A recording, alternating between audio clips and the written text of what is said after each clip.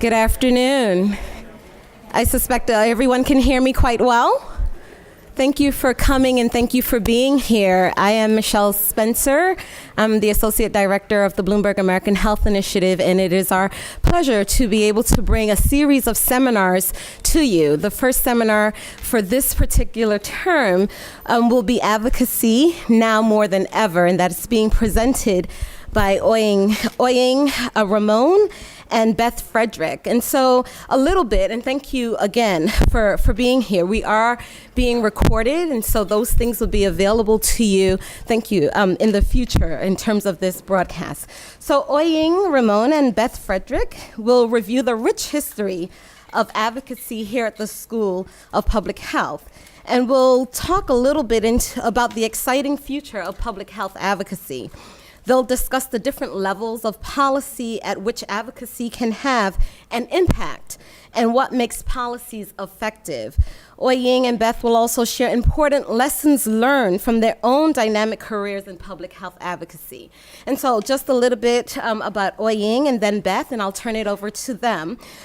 Oying is the director of the Bill and Melinda Gates Institute for Population and Reproductive Health here at the Bloomberg School. He is also a senior scientist in the and faculty in the Department of Population, Family, and Reproductive Health.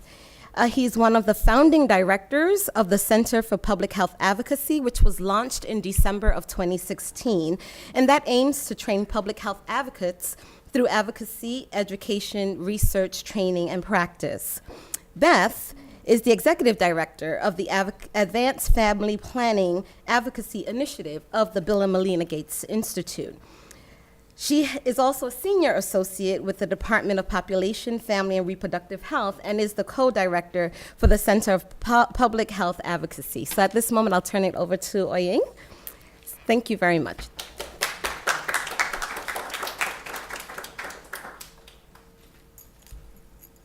Thank you, Michelle, and welcome to this seminar series. Before I start, I used to work at the Bill and Melinda Gates Foundation. I was in charge of policy and advocacy for reproductive health, maternal, neonatal, child health, and nutrition. I was there in the early part of my career there when Bill decided to move from Microsoft and spend more time at the Gates Foundation. And I heard that one of the first things that he questioned when he came in, he questioned many things, as typical of Bill. He said, what are we doing in this area of policy and advocacy? Why are we spending money on this?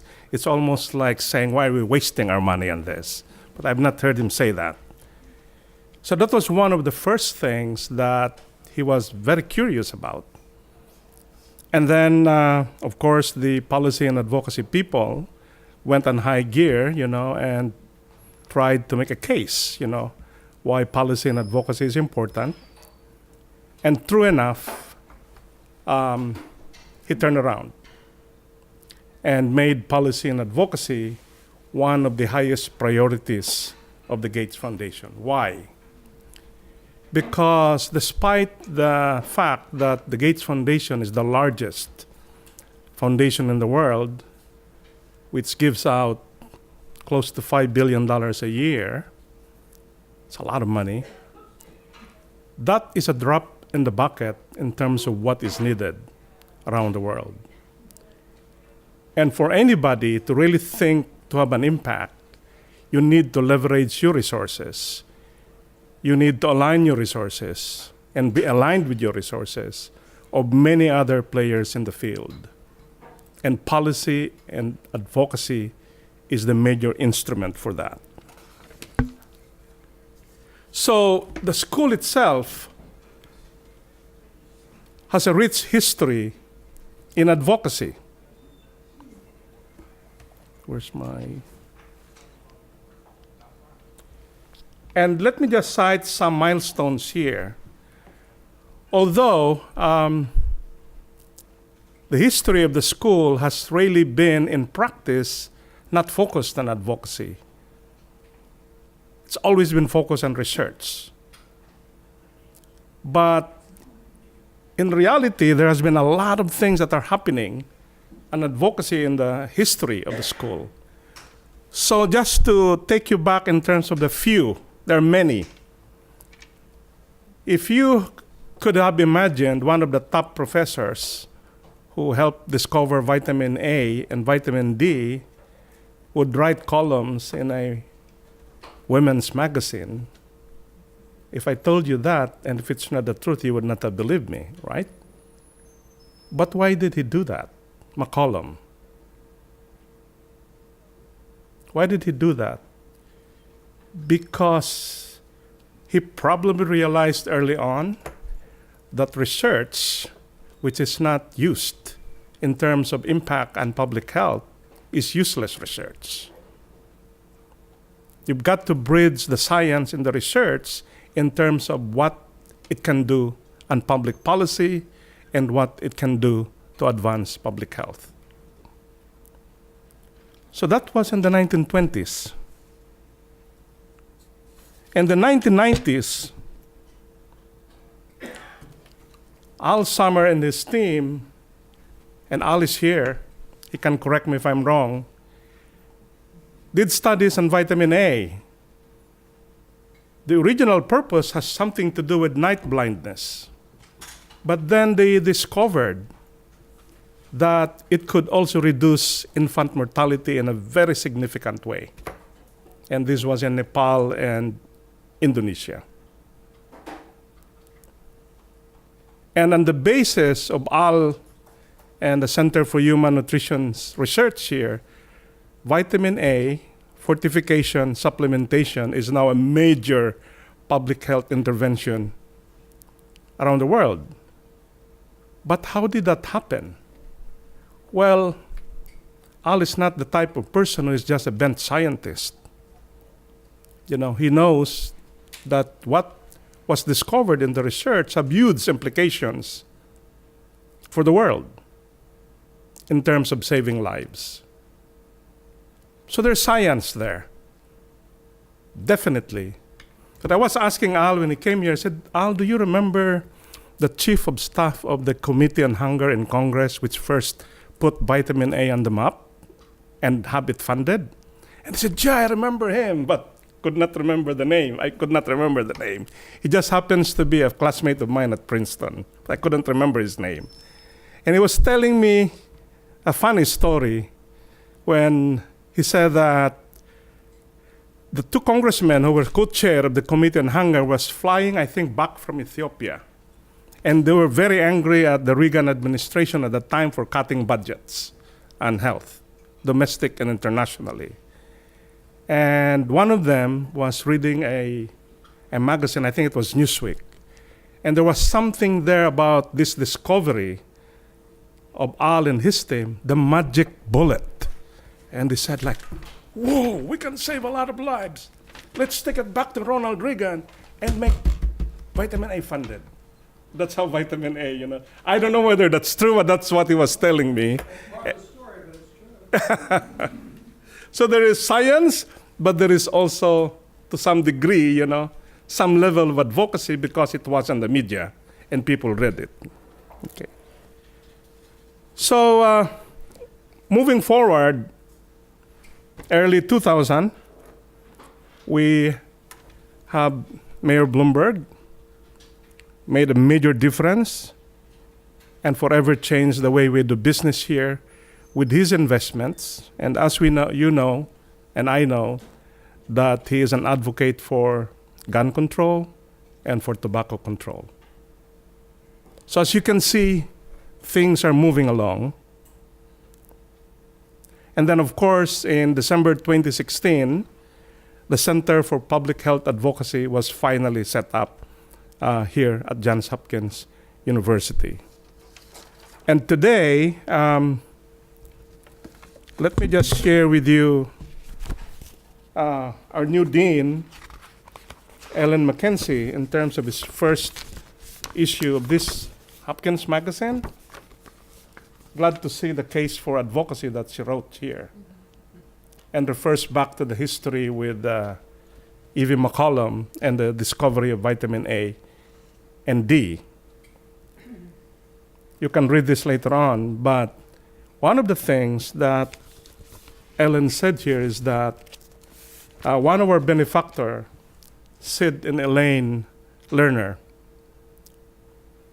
has decided to endow a professor of the practice under the name of Alzheimer and Michael Klug for public health advocacy.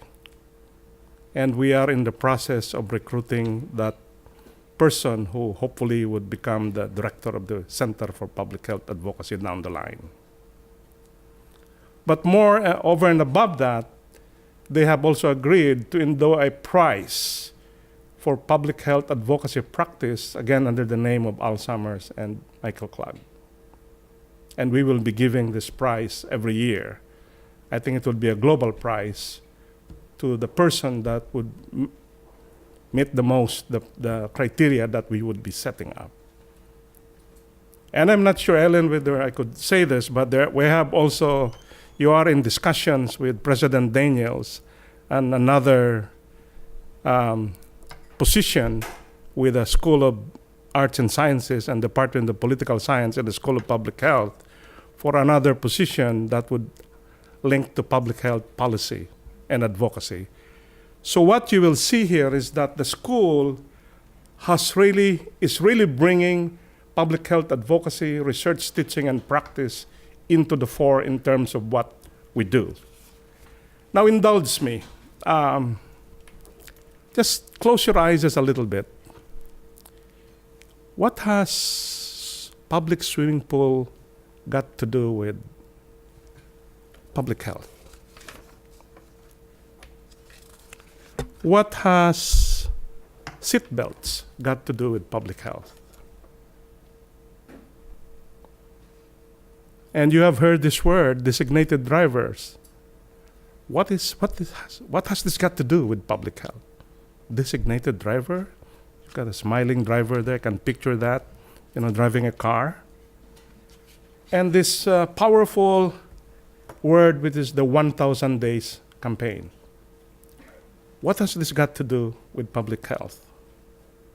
A lot. A lot.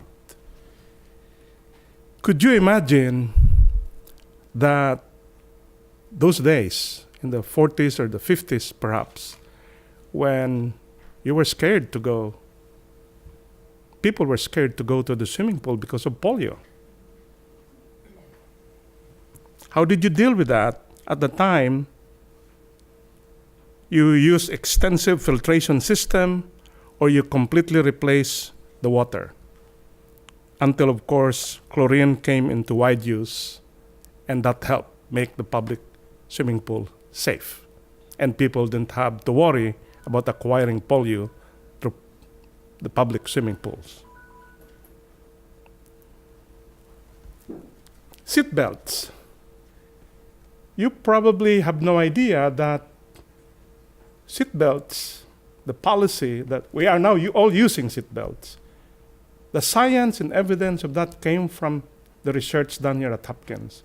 And I think, Ellen, were you involved in this? But it was with the Center for Injury Prevention and Policy. They did the research, they did the science, made a campaign, and lo and behold, it is now a law. And it's saving millions of lives at the time, not only in the US, but around the world. So this one is with our rival school, with the Center for Health Communication at Harvard.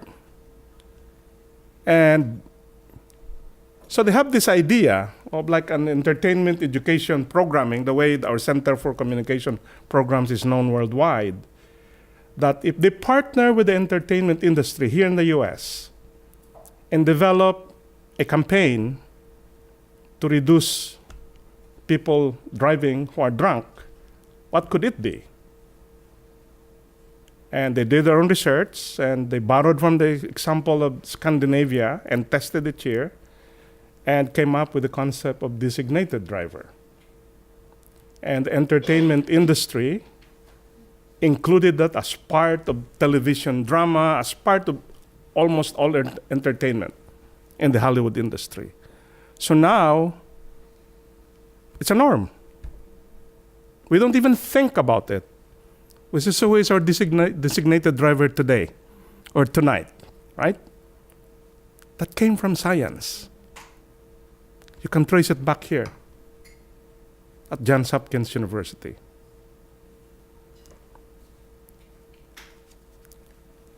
So when I was at the Gates Foundation, I was also the person in charge of nutrition in terms of policy and advocacy. And when we were developing the strategy for nutrition, my colleagues in the scientific programmatic team said, Oying, you're good at this. Why don't you give this strategy a name? So I said, we've been talking about this. You know, the science is here. Why don't we call this the 1,000-day strategy?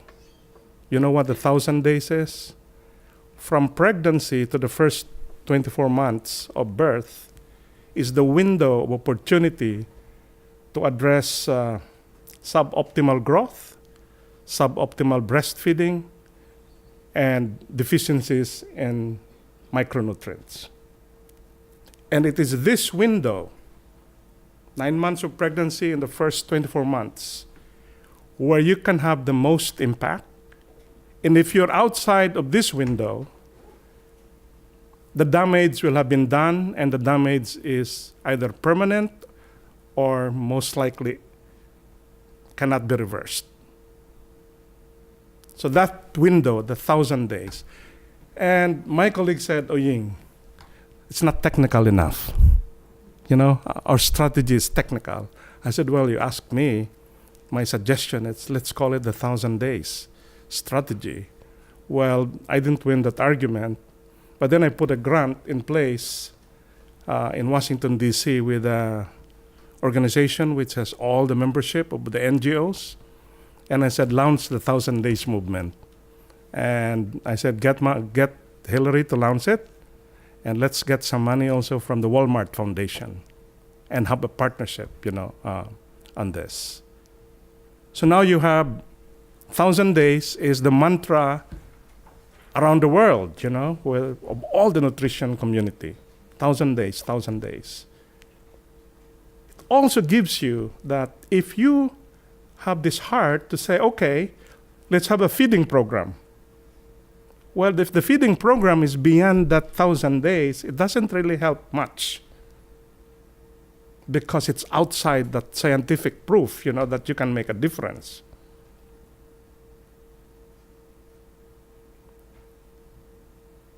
So maybe you could reduce the dropout rate in schools, but it has less effect, on the actual health of the children. So let me end my portion there by simply telling you that we have a rich history and changing the world and saving lives millions at a time. And we will continue to do that. And as you have seen, the huge support given by our new dean and the name of Al and Mike Lag attached to these future professors that we're going to recruit at Johns Hopkins University. So thank you, and I'll come back for questions later on.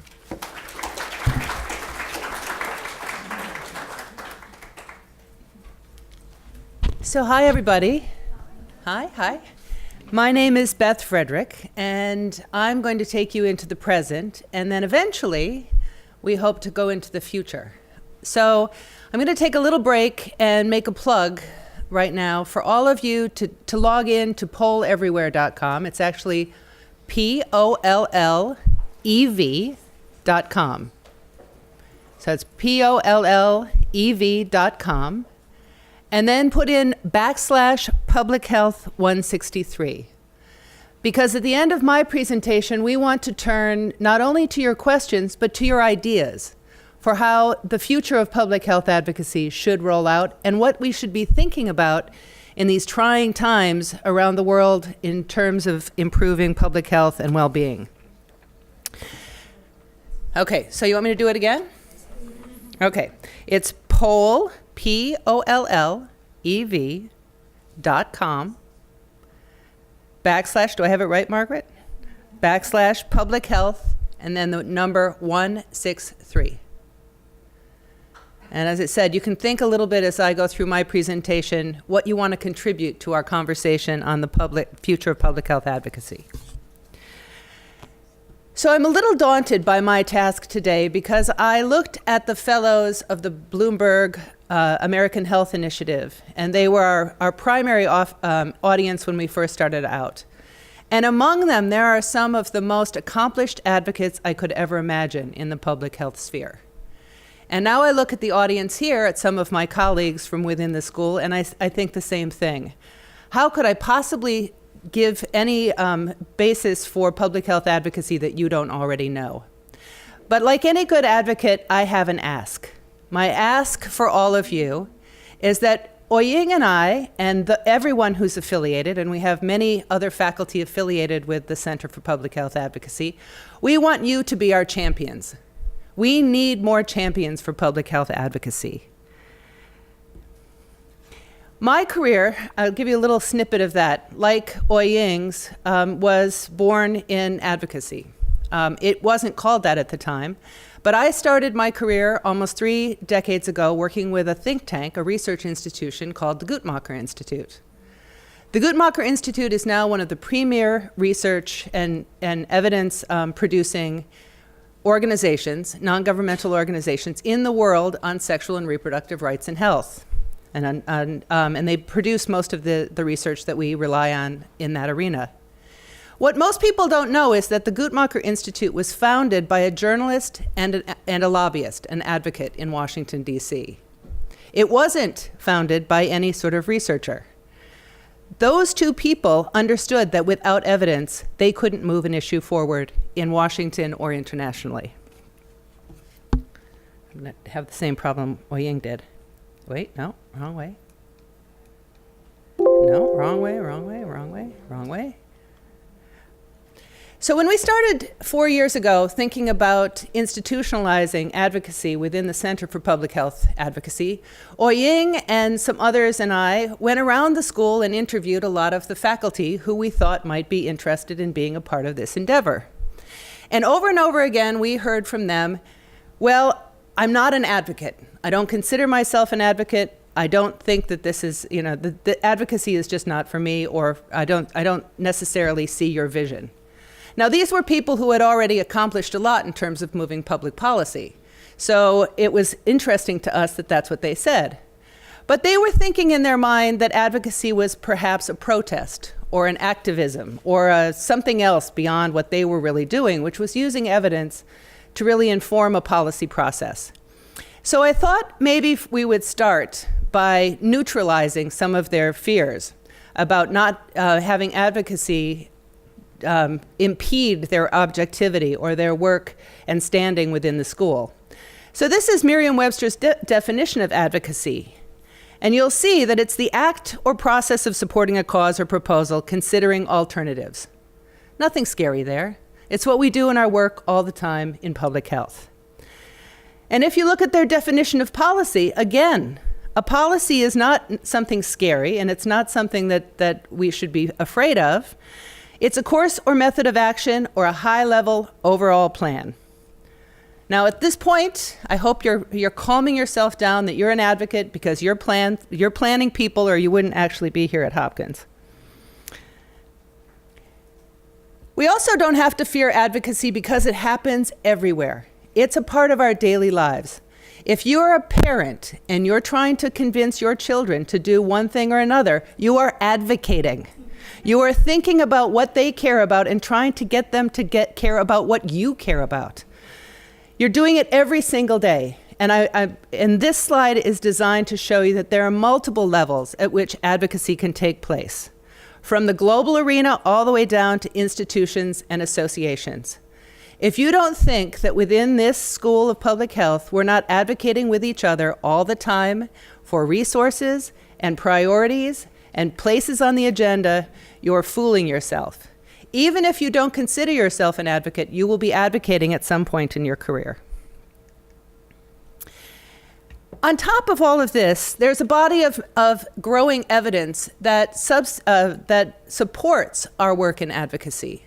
A lot of it right now comes from political science. Some of it comes from social psychology, and some of it comes from the communications arena, much as Oying alluded to. This is a pretty well-defined theory of change framework that has come about through the work of a lot of scholars in the advocacy arena. On the left-hand side, you see some of the major theories of change. The large leap theory of change is when seismic events present opportunities for us, when something really dramatic happens in the external environment. Policy windows are when a clear solution can be applied to a problem or opportunity. Coalition-led advocacy is when like-minded people coordinate their efforts toward a bigger goal. Power politics focuses on decision makers in a position who can make a decision or have funds available to them. And regime change, which is the one we probably will never be involved in, but you never know. It's when like-minded people in power come together toward a common goal. And it means that people put their power together to see change. On the right-hand side of this slide are the tactical things we use in advocacy. They're also increasingly being substantiated with evidence. And I don't think I need to go through those one by one because those are pretty common to all of us. The other thing we don't have to be afraid of is finding the opening for advocacy. This is the policy-making life cycle. Shows you all the points at which we have an opportunity to bring evidence to moving a policy forward or a public health issue forward, which is probably more to the point. So we can be there when we set the agenda. We can bring a new idea to the fore. We can be there when the policy is being formulated to bring our knowledge of what is the most important thing to prioritize. We can be there when the policy is adopted and implemented, because often policies just sit on the shelf and never move forward without good advocates to see them come to fruition. And finally, and this is something I'll talk about in a little bit, we want to evaluate policies and our advocacy efforts and the public health interventions that they lead to. And that, as you'll see in the slide, goes right back to agenda setting. An advocate's work is never done. And one of my first bosses in the advocacy sphere said, if you want to know the secret to advocacy, it's just always asking for more. So you're always going in this cycle, trying to improve things along the way. So what makes a policy effective? The literature says that there are three things that are very critical to policy effectiveness. One, that it's transparent, that you know it's there, that it's accessible. Does everybody know that the policy exists and that they should act on it? Actionable is the second. Is the solution simple enough? Are there funds available to support it? Is it too costly or too difficult to implement? And finally, is it enforceable and accountable? And how will success be measured? This is critical as we advocate to see and analyze policies. So what makes advocacy effective? Again, I'm a little reluctant to do this slide because there are so many sophisticated advocates in the room. But I hope you'll agree that one of the biggest things we need to do as we advocate is remain informed by the evidence, but also the policy landscape in which we're working, and that we're adaptable, that we never think that we can't step back and think about a different way forward as things evolve. We need to be collaborative. We can't be advocates on our own. And we need to have champions and identify those champions who can come to our aid when we need them most. So we need to step back and sometimes think who needs to be engaged in our strategy. And finally, like policy, we need to be accountable. we also need to think about how our success will be measured, or as I often say in trainings, when can we have the party? In advanced family planning, the initiative that I lead with Duff Gillespie, we focus on a management mnemonic, SMART, specific, measurable, attainable, relevant, and time-bound. Probably that's the secret to most of our success in advanced family planning, and I think that most advocates would agree that it's important that we set objectives that have all of these dimensions in order to really ground our advocacy in something real. So advanced family planning's been around since 2009, and with partners in a number of countries in the global south, we have achieved over 870 at this point advocacy wins. An advocacy win is a discrete policy change that happens in the short term toward long-term goals. In 2016, 2017, when we had a surge year in funding and more activity, almost half of those wins came in 1 year alone. And when I say win, it's when we tie our advocacy efforts and our advocacy strategies to a policy change. We know that we didn't do it alone. We rely on the decision makers who take the action, but we can see our strategy moving toward those wins. So now I want to turn to advocacy within the school. And you can see from this short list of all of the centers in the School of Public Health, how many are focusing on issues that have very real policy consequences and policy implications. They range from the Alcohol Marketing and Youth Center all the way down to Women and Children's Health Policy. And I'm sorry that the type is so small, but we couldn't fit everybody in because we have so many centers working on so many important issues.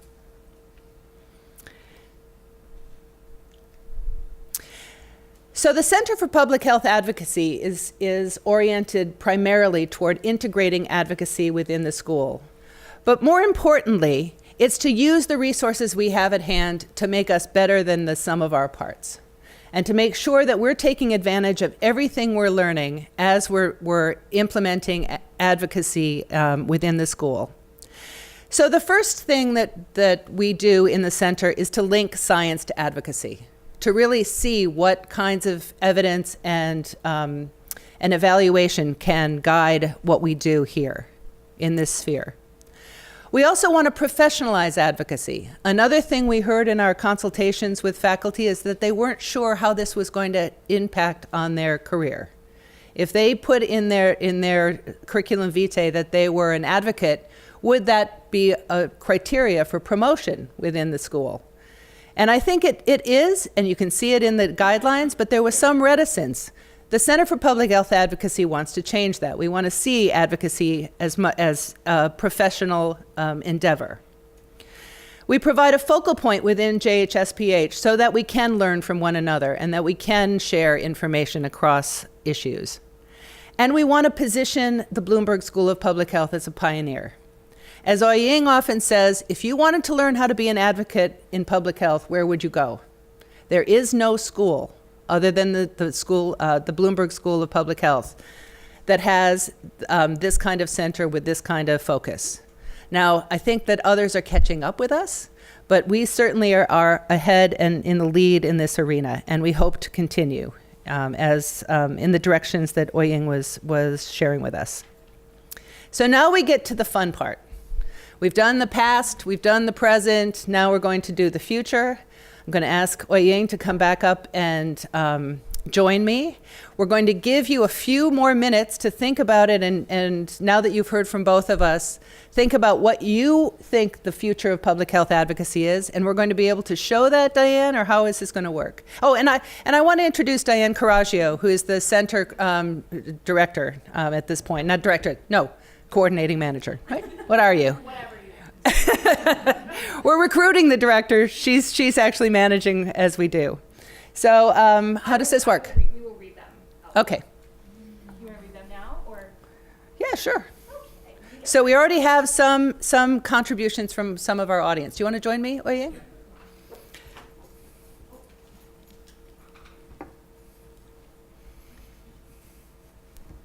So I guess I'll just have you comment on some of these. I think there's a lot more responses that we could get from you guys. We only have a few here. Hope is the first one. More public-private partnerships and stakeholder engagement and coalition building. I like this one. The future holds greater opportunities for the citizen advocate to align with public health professionals to create change on a grassroots and policy informing level. Now you guys are submitting. I think in the future, advocacy will be a fundamental skill that all public health strategists will be required to have and demonstrate.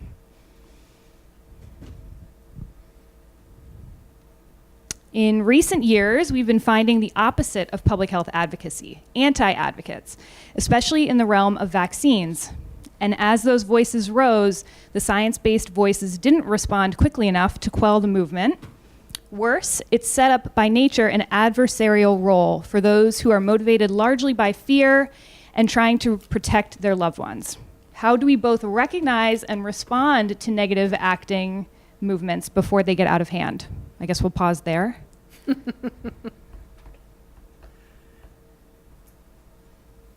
a tough one. Has anybody of you read a study that was commissioned by the Gates Foundation and the future of public health, the future of public health?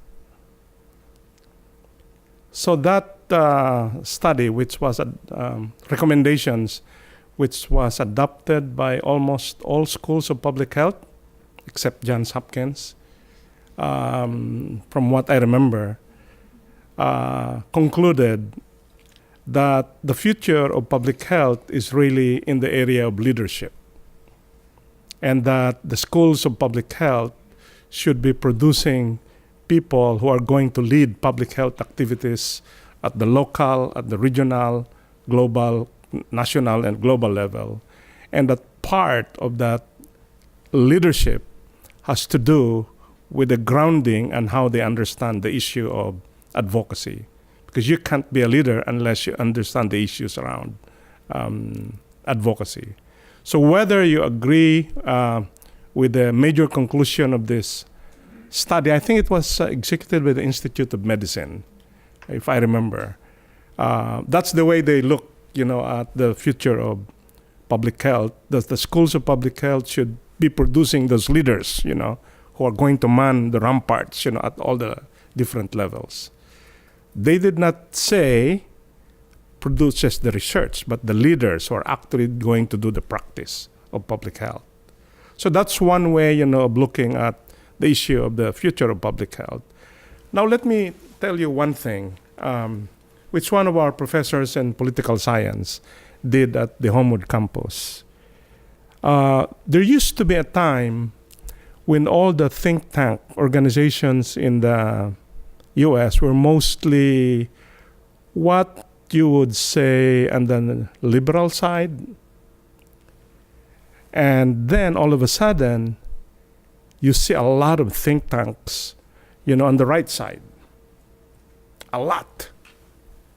Now, what happened there?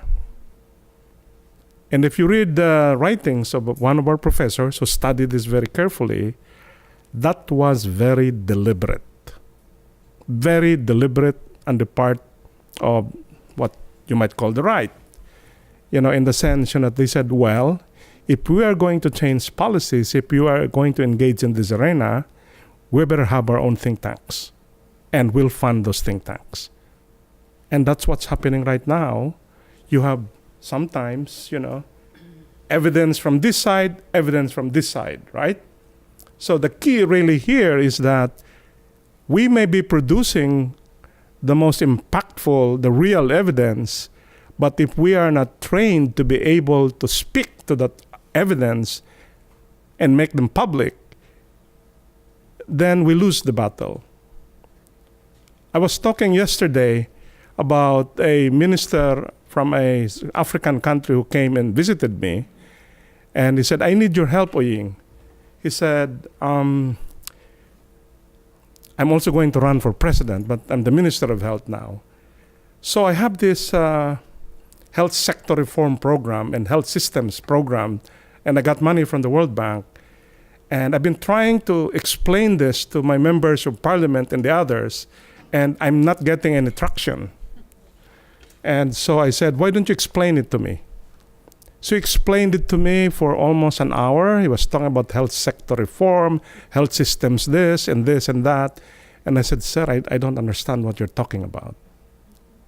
And then I asked him, I said, what do you mean? What you're trying to do? Are you trying to bring health services closer to your people?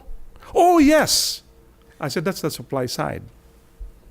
Are you trying to empower households, communities to be their own producers of health and demand those health services? Oh, yes.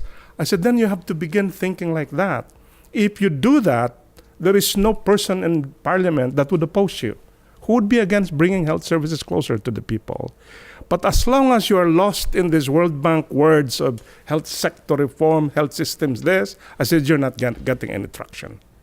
And we need to be able to teach, our students here, as well as our faculty members, how do you convince a politician?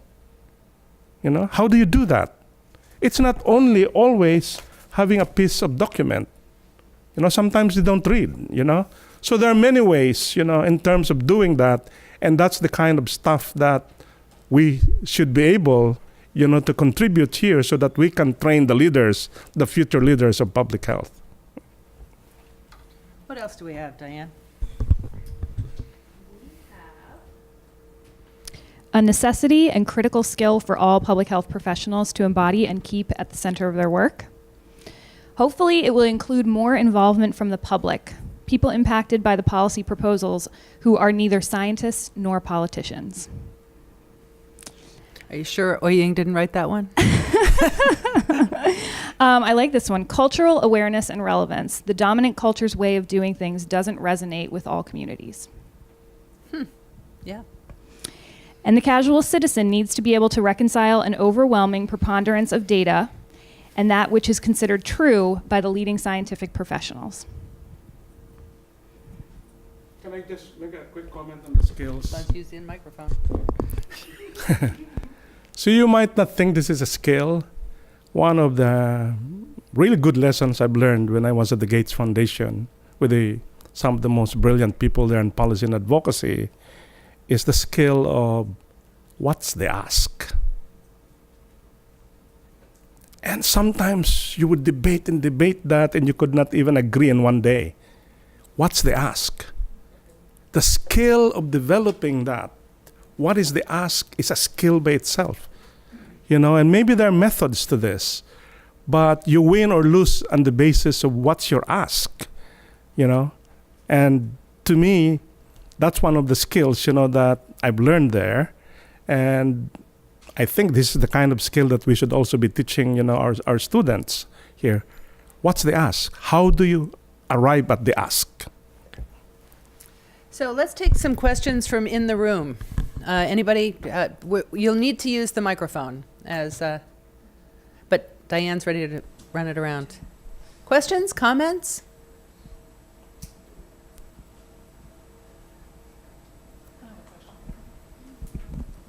So sometimes when I listen to people teaching us how to be advocates, it is on this sort of left-right kind of organization that Oying referred to.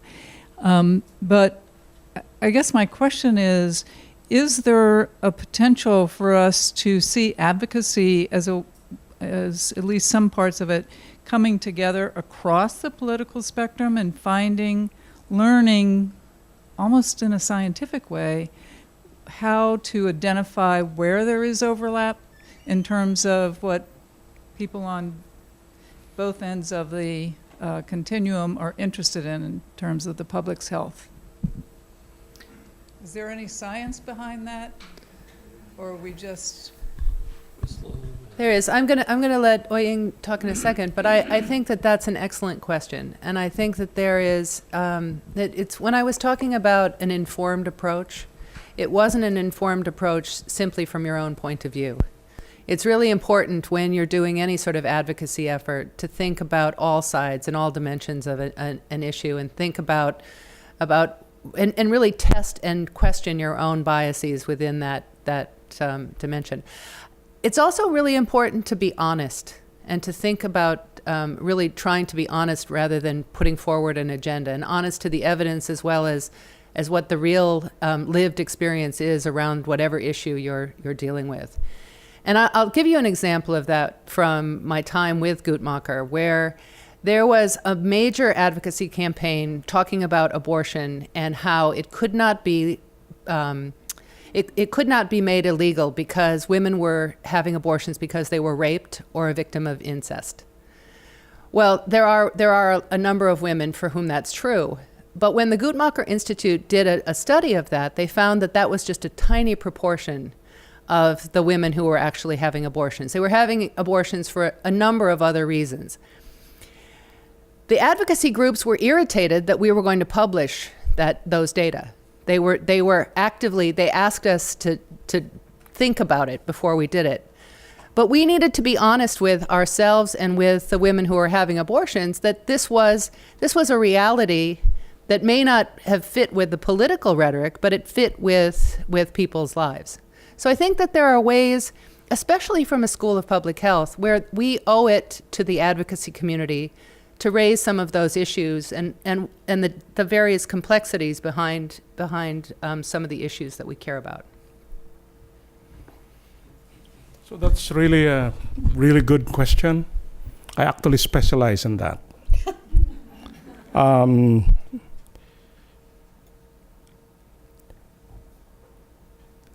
I'll be careful in terms of the examples I'm using here. But I specialize in that, and some of my colleagues have even questioned why I was doing it. But one of the things that I did was I had a lot of Republicans, big names, supporting family planning, reproductive health here in the US. Big names. And people said, no way can you do that.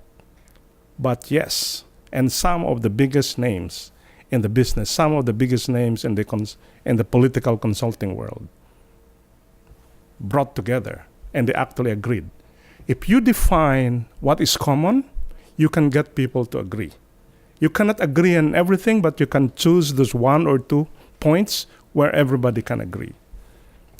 The second one is that this was brilliantly asked by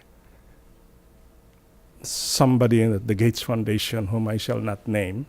He said, does the nutrition community support nutrition? It's like, wow, where did that come from, right? What do you mean, And said, well, if the nutrition community is really serious about nutrition, so why don't you want to talk with the private sector? The government is not the best in terms of delivering services, nutrition, but the private sector is. But if you always paint a picture that the private sector is always the devil,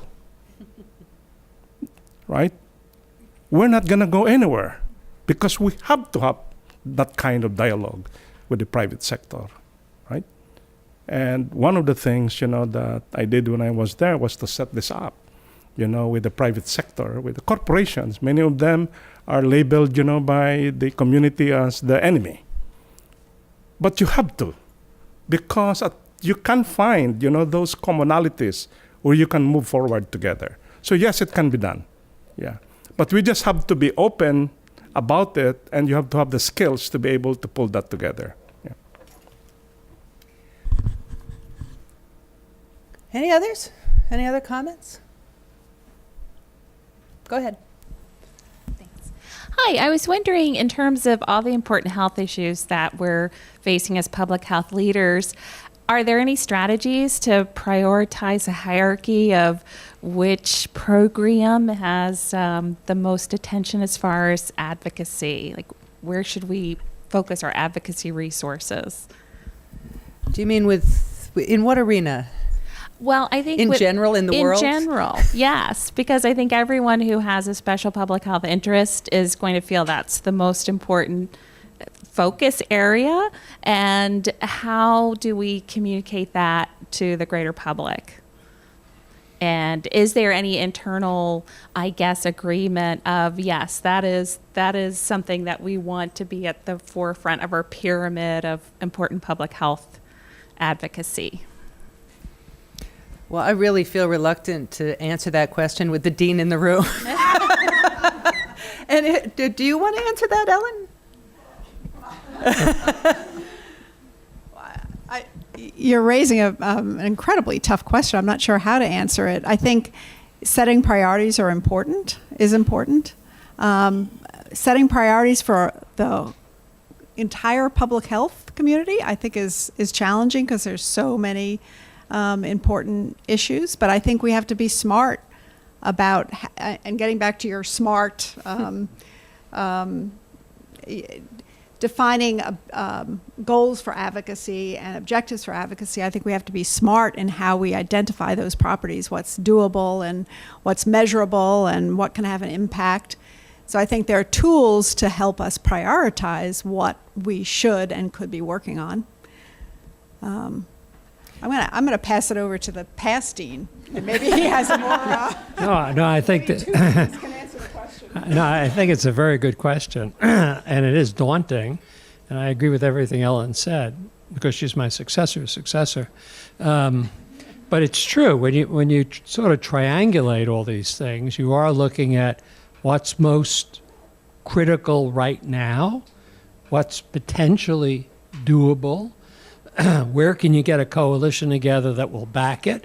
There are a lot of things we would love to do, and just it's politically impossible, so do you want to waste your energy on that? You might want to start seeding that area and begin to grow some interest.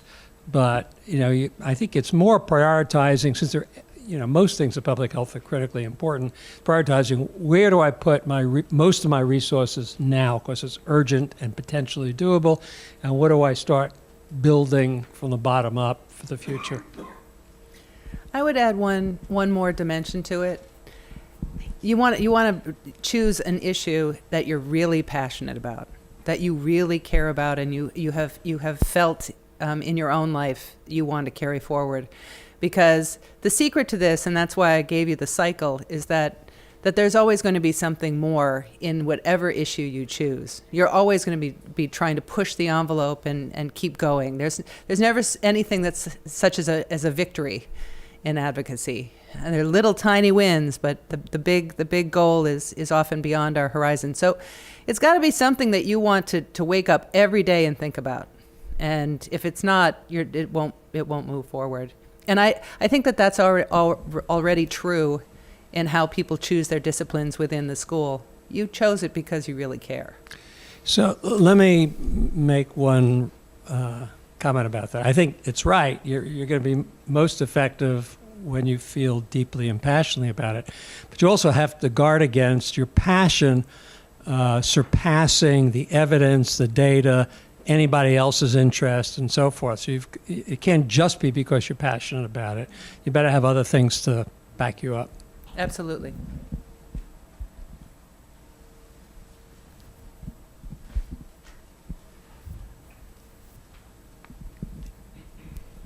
So in terms of prioritizing too, I'm a MPH student in the accelerated program, and so I'm wondering how I should prioritize my time while I'm here in the next 9 months to be a good advocate once I graduate, whether it's focusing on a very specific issue area or what skills and experiences, I know you touched on leadership, but what others would set me up for a career. This is personal, my advice, okay? Remember, as a student here, you have the power of the knock. Okay? You can always knock on a potential mentor, on a professor, And as far as I know, in our department, that's very important that the professor will have to respond. The power of the knock. in my view, and this is my personal opinion, choose the kind of mentor that you would want to be with.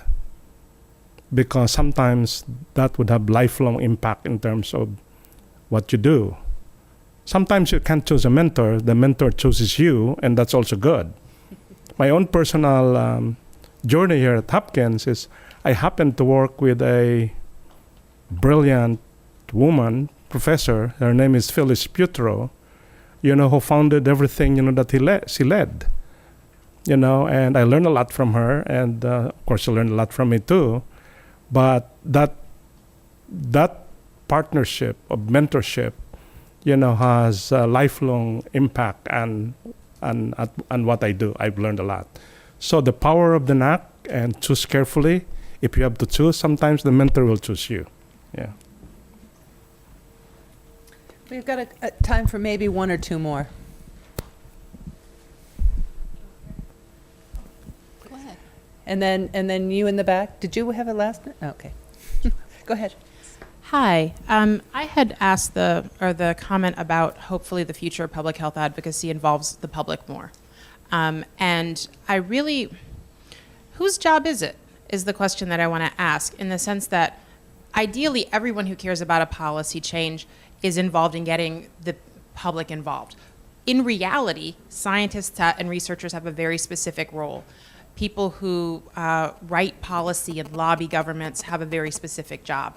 We've all only got 24 hours in a day, and have responsibilities beyond our job. So who lives on that bridge between the people who know who have specific policy goals, either based on their research or based on their advocacy, and this broad world out here called the public that doesn't know what these people know? Are we looking to community organizers? Are we looking to social workers? Who can help? Who lives on that bridge? Who builds that bridge? Whose job is it? Yeah, I think the answer to your question was embedded in the question itself, because I think that having in mind the people who will benefit from a policy is critical to being a good advocate.